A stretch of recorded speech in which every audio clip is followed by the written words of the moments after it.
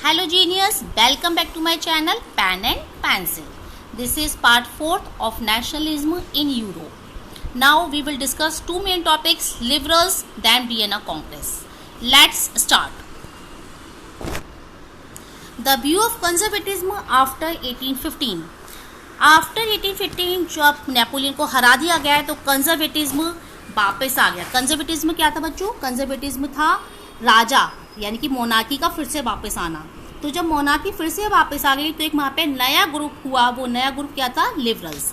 वो लिबरल्स थे, वो चाहते थे in politics they want freedom for individuals. Freedom for individuals मतलब हर किसी को आज़ादी मिले.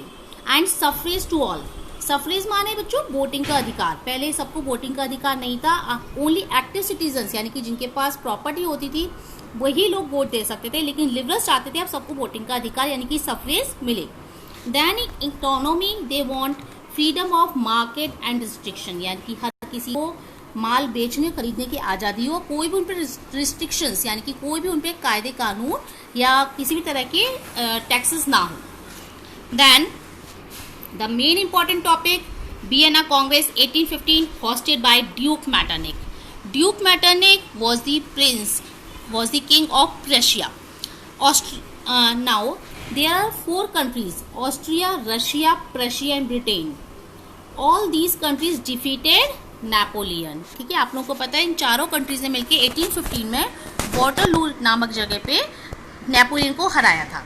अब उसके बाद इन्होंने क्या करा? वियना वॉज दी जगह, वियना प्लेस था जहां पे इन लोगों ने अपनी कांग्रेस करी. कांग्रेस का मीन एक मीटिंग करी और उस मीटिंग के जो मेन ऑब्जेक्टिव्स थे उन्होंने उसमें क्या क्या चेंजेस किए वो हम देखते हैं. सी ऑब्जेक्टिव्स ऑफ वियना कांग्रेस 1815. ये मेन बहुत ही ज्यादा इंपॉर्टेंट टॉपिक है बच्चों. इसमें उन्होंने जो चेंजेस करे वो मैं आपको बताती हूँ. ये फर्स्ट टाइम था जब लोगों ने या इन चारों कंट्रीज ने मिलकर सब कंट्रीज की सीमा बना दी. अभी तक कोई मैप नहीं था किसी कंट्री का, कोई सीमा निर्धारित नहीं थी. जो जितना जीतता था उतना उस कंट्री को ऑक्यूपाई कर लेता था. लेकिन अब इन्होंने सीमा बना दी कि अब कोई भी कंट्री से ज़्यादा एक्सपेंड नहीं होगी.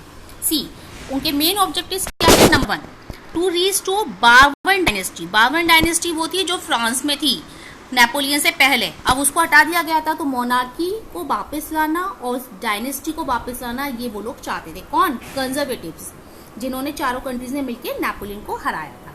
Then number 2, to stop France more expansion. Napoleon ने कंट्रीज जीतता जाता था और फ्रांस में उन्हें मिलाता जाता था. फ्रांस बहुत ज्यादा एक्सपेंशन हो रहा था, तब उसको एक्सपेंशन को रोकने के लिए उन्होंने कह दिया फ्रांस और ज्यादा अपना एक्सपेंशन नहीं कर सकता, इसलिए उसकी लिमिट बना दी गई.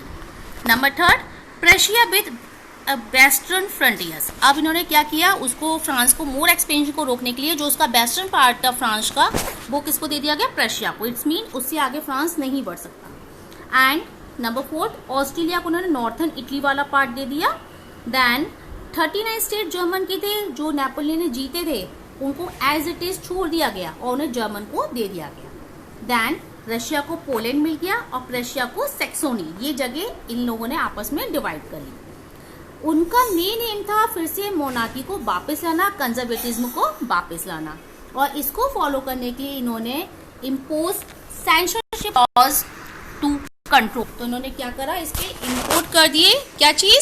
सेंसरशिप लॉज लगा दी. सेंसरशिप का मतलब होता है बच्चों मीडिया पे कंट्रोल, यानी कि जो न्यूज राजा चाहेगा वही न्यूज पब्लिश होगी, अदरवाइज कोई न्यूज पब्लिश नहीं हो सकती. इस तरह से कंजर्वेटिज्म यानी कि चारों कंट्रीज ने Australia, Prussia, Russia and Britain ने मिलकर नेपोलियन को हराया और कंजर्वेटिज्म को फिर से ला दिया. आई थिंक आप लोगों को ये वीडियो पसंद आई होगी और आप लोगों को ये दोनों टॉपिक क्लियर हो गए होंगे. If you like this video please like and share and subscribe my channel so that आप लोगों को नई नई वीडियोस समय पे मिलती रहें. Thanks for watching.